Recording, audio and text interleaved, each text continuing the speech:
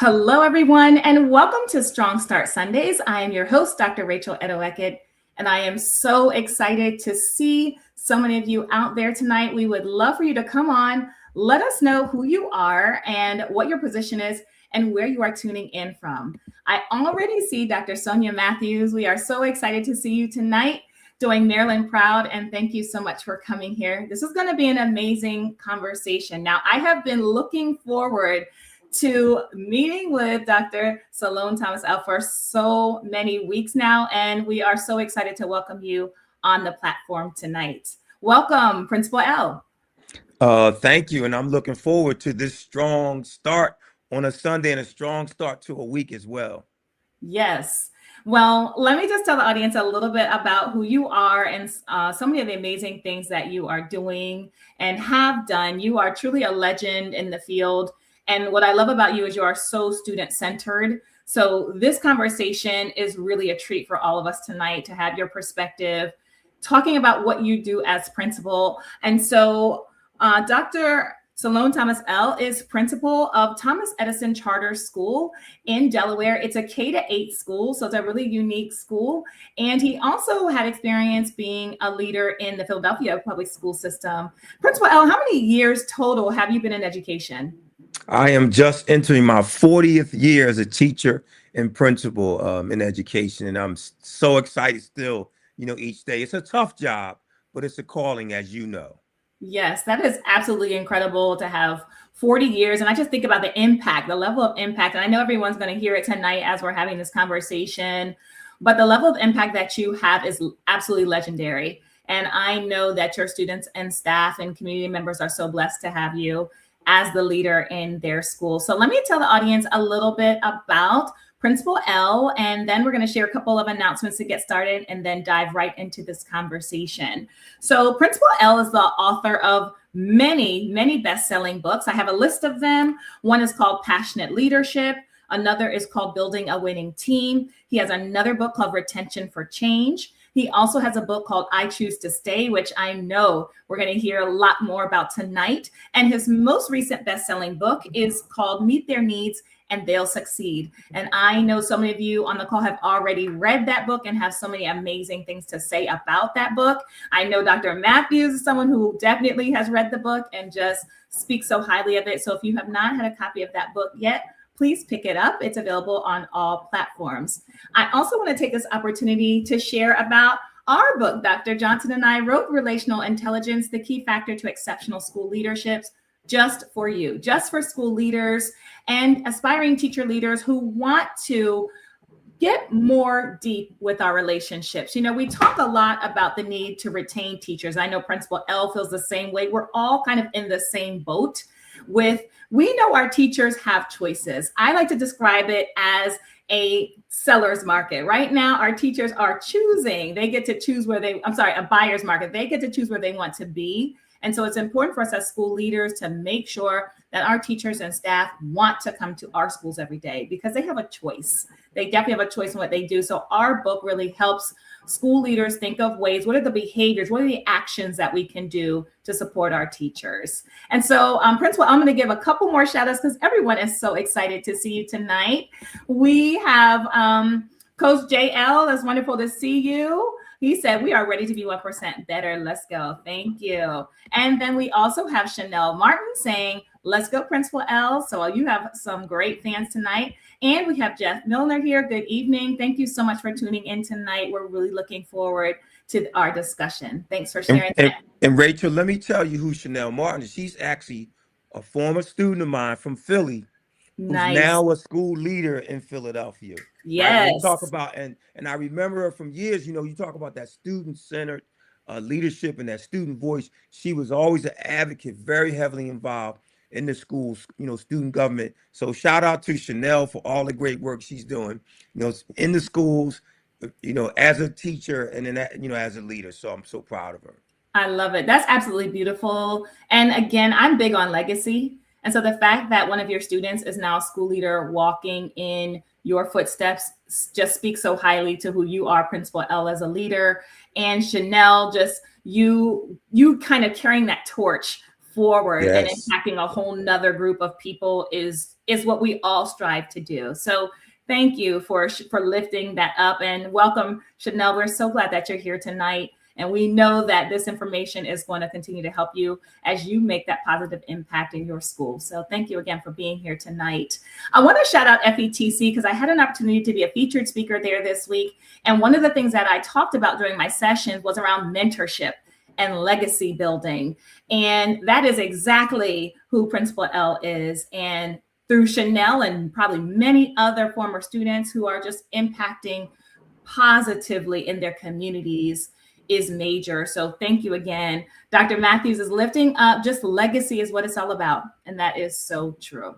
So we really want to jump into this conversation tonight around student-centered practices, because it is so important that we take time to amplify our students, to amplify their voices. You know, sometimes, Principal L, I've heard people say things like, we're going to give students a voice, or we're going to give them these things. And I always have to say, students already have a voice. They are consistently using their voice. The question is, are we listening?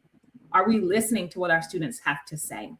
And so tonight we're going to be talking about 3 strategies that are going to help all of us really think about how we can empower our students using their voice and improving our schools as a result of the influence of our students. So the first strategy we want to talk about is how we can build strong relationships with our kids and that sense of belonging. And I want to start here with Principal L, because Principal L has an amazing framework called the 4 C's. And I want him to explain and share more about those 4 C's. Yeah, those 4 C's really come out of the work, as you said, and building those relationships with students. And you started off by talking about the power of listening. Listening can be healing for some people. So, all you leaders and potential aspiring leaders out there, understand the power of listening and hearing. Your emotional intelligence builds from what you learn, from others. And listening not only to adults, but listen to those children. Dr. Rachel, as you know, we learn so much from them. Those 4 C's, and they are the foundation for my book, Meet Their Needs and They'll Succeed. Crazy about kids. I truly believe that every child deserves to have at least one person be crazy about them. Our goal should be that there should be no child in any school. Someone comes in and says, who is the person that you can count on? They should be able to name that person. Number 2 is being curious about their lives outside of school. It's great knowing about those students academically in school and what they're doing, but what kind of community do they come from? How are their families? There's some communities in other countries, especially in Africa, where the first question is, how are the children? Right? If we want to know how the community is, how are the children? And then we also want to be consistent. So consistent adults and allow the children. You understand the power of consistent adults, not having principal after principal after principal, teacher after teacher. That's that sense of security, that routine for young people. And then finally, a culture of love and support and belonging, making sure those students feel included, valued, and heard.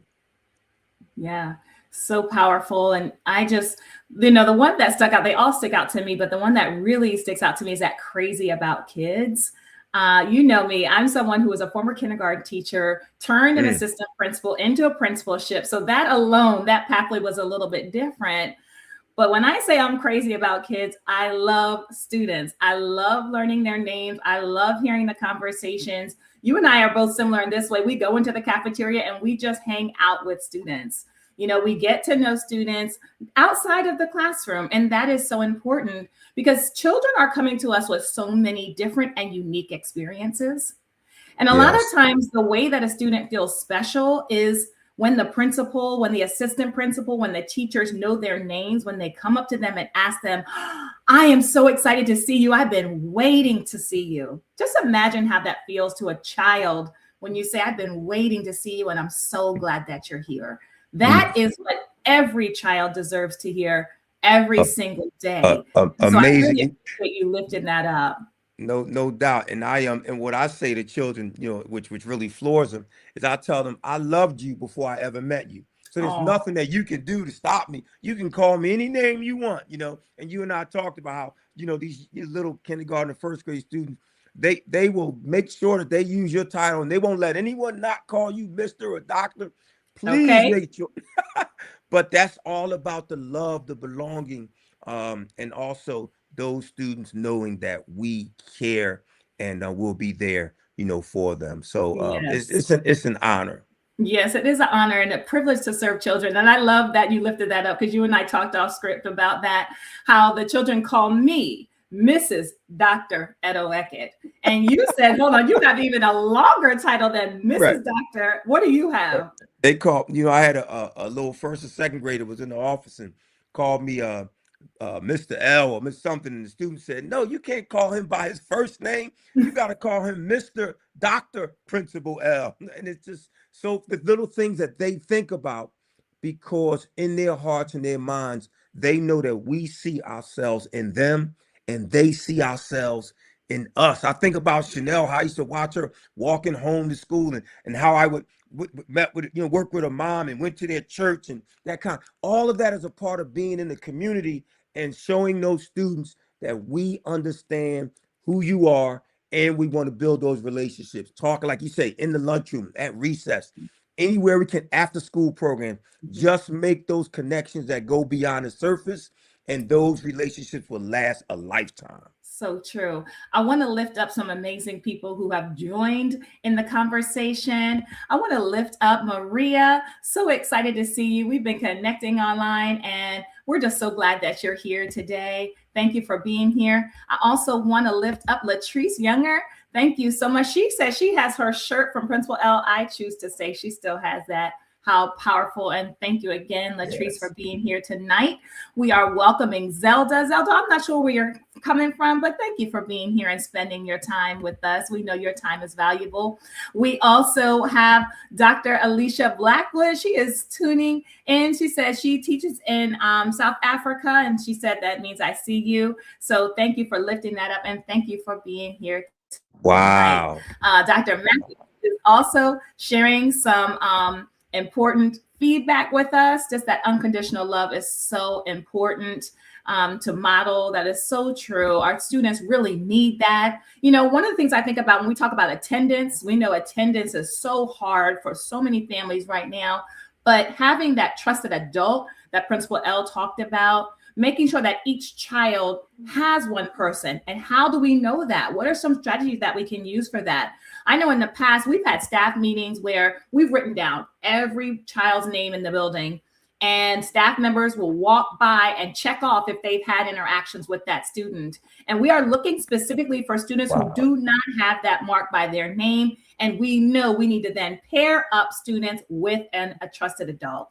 And so that's a strategy that you can use to let children know, as Maria said, that we see them, and more importantly, that we know them. Not just that we see them, but also that we know them, and we are excited that they're here with us learning. Zelda is also lifting up that intergenerational connection, like Principal L just said, going to church, going outside, meeting the parents, working with families is so critical to the success of our students. Keep those comments going. Zelda, I see you're from California. Thank you so much for joining us tonight. Now we want to transition into our second point, and that is really around promoting student agency and student choice and voice. This is such a critically important part of our work. A lot of the times we are focused on our teachers and staff and making sure that they are supported and that they have a say in how our school culture is built. But I also want us to consider, what do you have in place for the students in your building? And I want to just lift up something that we're doing in our school that's powerful. And I know Principal L is also going to share something that's working in his school. Our fourth and fifth graders, in conjunction with our school counselor and one of our fifth grade teachers, have a leadership program and a leadership group just for our fifth graders and fourth graders. And it's been really powerful to have the students sit down and to come up with ideas for how they want to impact our school. So we've moved beyond, it used to be, let's pick the spirit days. Okay, what do you want to wear this day? We're doing twin day, we're doing hat day. That is, I would say, an exciting but lower level of student choice and voice. But what we said this year was, we wanted our students to participate in some community action, some volunteer work. And so our students came up with an idea to do a sock drive. And we love that idea because socks are very important, and there are very many families in need who need those toiletries and socks and those sort of items. And so our students set a goal of 600 pairs of socks, and they started to make posters, and we started to advertise in our community. When all was said and done, we had over 900 pairs of socks to distribute and donate to the community. And just think about what that meant for our students.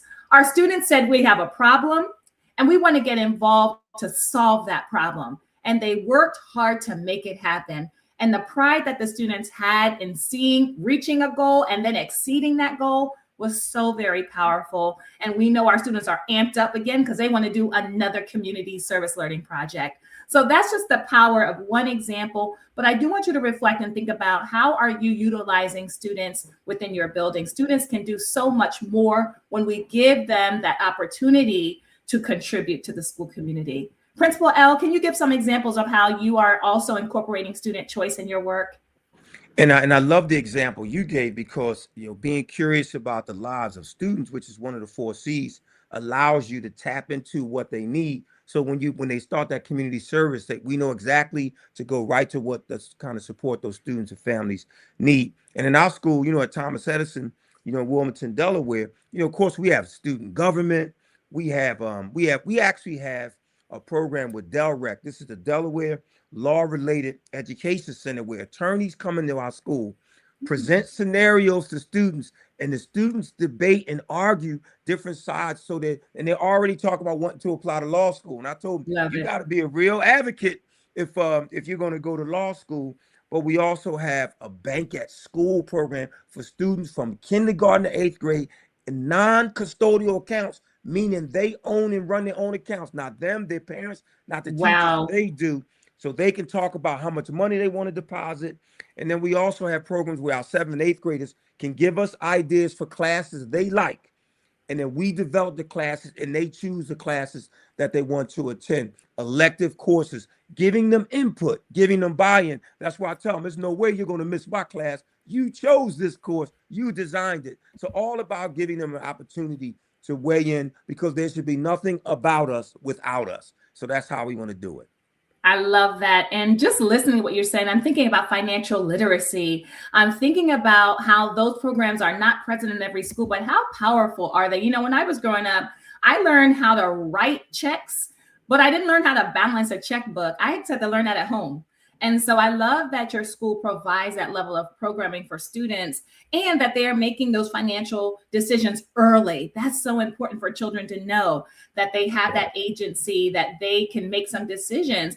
Law school, amazing for children to be thinking about that on the elementary and middle school level before they get to high school, right? All of those really do help to guide and form students, give students options for what they want to do in their lives. So thank you for sharing that.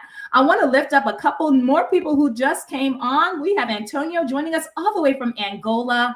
I'm not sure what time of day it is in Angola, but thank you so much for being here. Yes, I told you we are worldwide. Worldwide. Worldwide. And we also have Yahara joining us from Nigeria. Thank you so much for being here tonight. Please continue to leave your comments. I see Dr. Jeter Jeter. Thank you for being here, Jeter. We are good evening from Illinois. We're so excited to have you here, and thank you for joining in.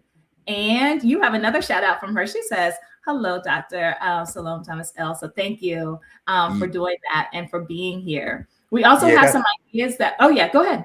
No, I was going to say, that's Coach Dot. She's such a supporter, always on Principal Kafele's Saturday Academy and so many others. So I want to give a shout out, to her. She lifts up so many others, because we know lifting others is important. Empowering others, an important aspect of leadership. So thank you, Coach Dot, and all those, especially my folks here from Africa. I spent a week in Nigeria. I don't know if you're aware. I know you. I remember you went to Africa last summer. Yes, I did. Had amazing time in Ghana. Yes. Great experience. Yes. So, and she's actually giving some shout outs to other people as well. Stacy Joy, Jacqueline Harriet, Dr. Joe Griffin, Dr. Sheikah Houston, Sean Hurt, Principal Kafele. She's given some amazing shout outs. So thank you for that.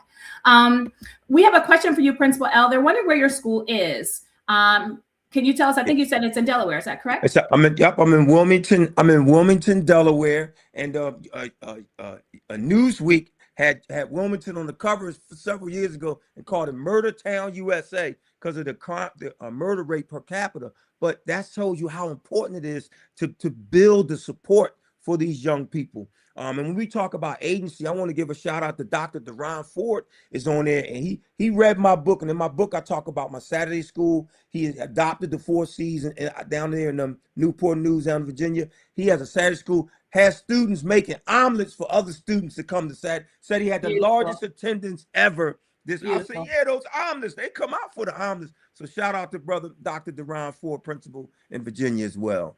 I love it. And, we can learn so much from each other. So I appreciate you lifting that up. We already talked about attendance. We have to be creative with really giving students incentive to come to school. Not every student is going to wake up and say, I'm excited to come to school. We have to help create some of those conditions in that environment to really bring students on into the building. I also want to welcome Tyler Williams. Thank you so much for coming and spending time with us tonight. And the CEO of Teacher Goal is here, Elena Clark. I'm so excited I got to see you in person during FETC. That was amazing. And thank you for your beautiful smile. I just love seeing you. And thank you for your support and entrusting me and Dr. Johnson to write a book for Teacher Goals. So we really appreciate that. So I want to listen. Didn't I say it was going to go fast, Principal L? We are 22 minutes into this conversation. So I told you it was going to go fast. Yes. But I want to talk about our last strategy, and that is really about creating those joyful moments for kids, creating those relevant learning experiences. I know, Principal L, you already talked a little bit about those relevant learning experiences, about financial literacy, but can you talk to us about the joy? Tell us about that joy, and then I'm going to share a story as well.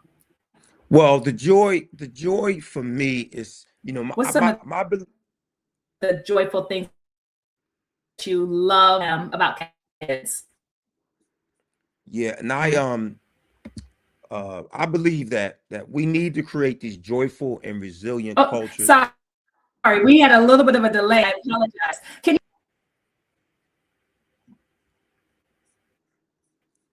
you're freezing up a little bit on me. Yeah, is okay. My apologies, everybody.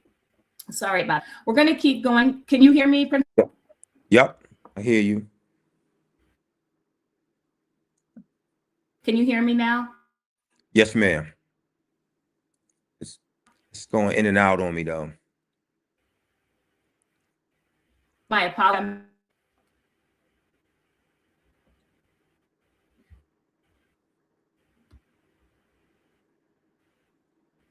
On. But I truly believe I'm gonna keep talking until you let me know when you want me to stop, just in case you can hear me. While we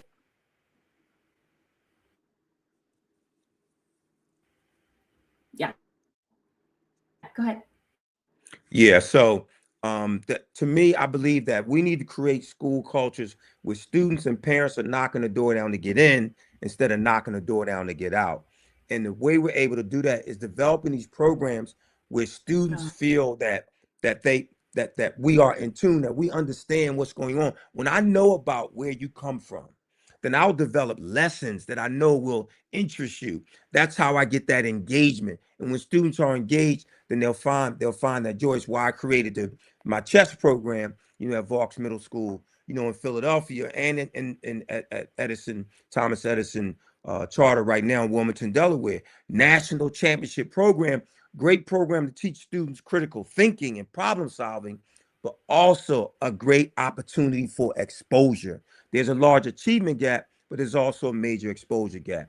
So we want to be able to make sure that we're exposing students to critical thinking, problem solving early in life. And then for me, it was an opportunity, especially because once the girls became involved in our chess program, they just took over the program. which I love because that's an amazing experience for them because they're mathematically inclined and critical thinkers, but often they're moved away from science and mathematics. But I love getting those young ladies, involved in programs where they can show their strength and show their critical thinking. So that's a powerful opportunity for the engagement in our school.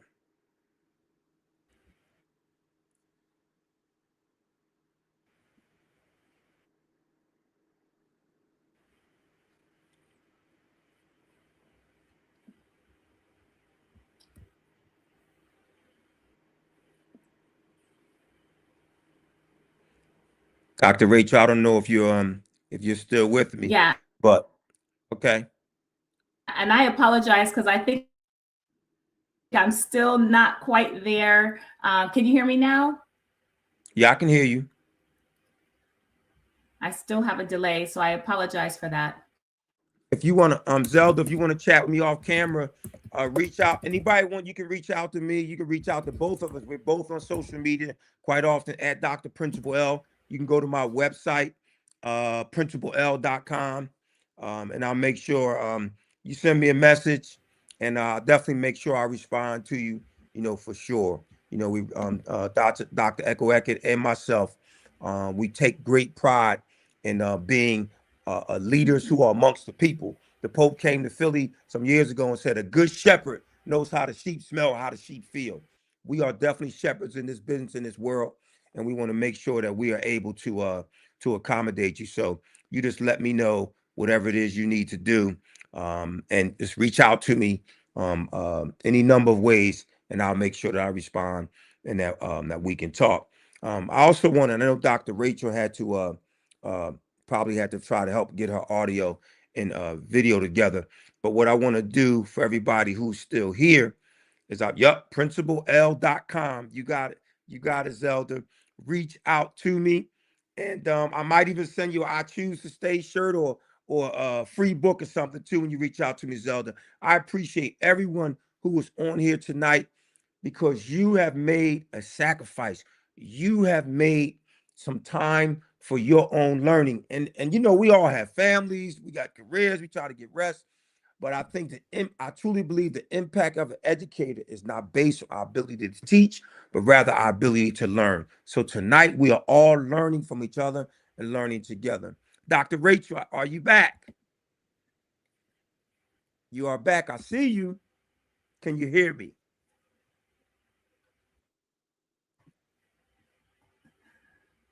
Brother Rich Torres out there I out of am so Minnesota. sorry. That's okay. But Can you hear me glad. now? Yeah, I can hear you. I was just shouting out Rich Torres in the chat. He's a school leader out in I Minneapolis, am so Minnesota. sorry. Yeah, proud of you, brother. Thanks for coming out. That shepherd knows, and the sheep know how the shepherd smell as well. So folks understand that. Dr. Rachel and I, we are available on social media. You reach out to us and we will reach back out to you for sure.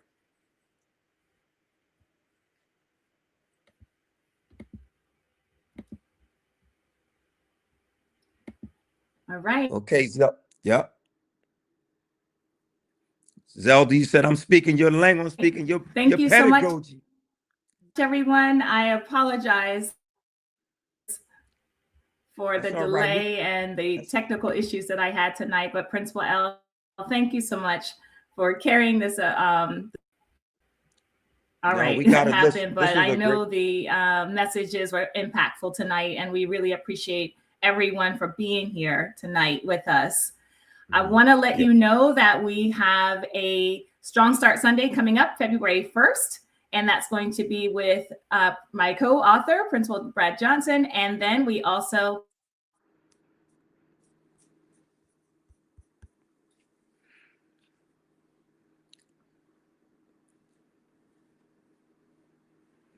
Yeah, a good shepherd knows how the sheep smell. A good shepherd knows how the sheep feel.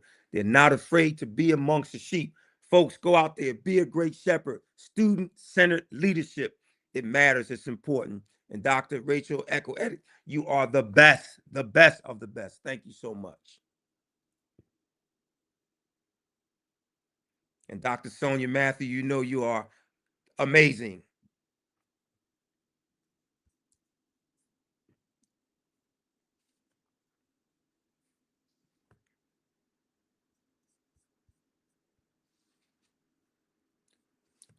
You're on mute, Doc. You're on mute.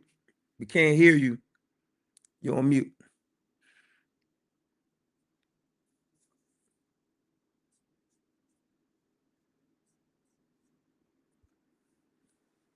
All right, everybody. Take care. Love you. We'll be in touch. Thanks for joining tonight. Thank you so much. And thank you. You're on that. I can hear you now, but thank you for everything that you've done Oh my bringing that goodness. message. Yeah. I am so sorry, everyone, for the technical difficulties. Thank you so much. Bye, everyone. All right. Take care. Have a good night.